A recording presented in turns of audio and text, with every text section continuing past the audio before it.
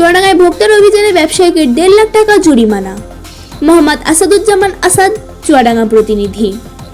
চুয়াডাঙ্গার জীবননগর উপজেলা হাসদহে অভিযান চালিয়েছে জেলা টাস্ক ফোর্স কমিটি ও জাতীয় ভোক্তা অধিকার সংরক্ষণ অধিদপ্তর। এ সময় বিভিন্ন অপরাধে এক ব্যবসায়ীকে 1,50,000 টাকা জরিমানা করা হয়েছে। আজ সোমবার বেলা 11টা থেকে বেলা 2:30 পর্যন্ত এই অভিযান পরিচালনা করা হয়। চুয়াডাঙ্গা ভোক্তা অধিদপ্তরের সহকারী পরিচালক সজল আহমেদ জানিয়েছেন, আজ সোমবার চুয়াডাঙ্গার জীবননগর উপজেলার হাসদহ বিডিআর ক্যাম্পের সামনে মেসার্স নিশান ট্রেডার্স নামক প্রতিষ্ঠানকে তদারকি চালানো হয়।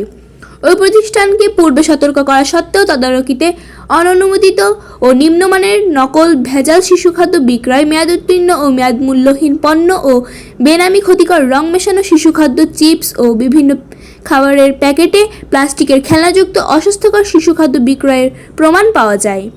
এছাড়া অনুমোদনবিহীনভাবে বিভিন্ন নিম্নমানের শিশু খাদ্য তৈরির সরঞ্জাম পাওয়া যায়।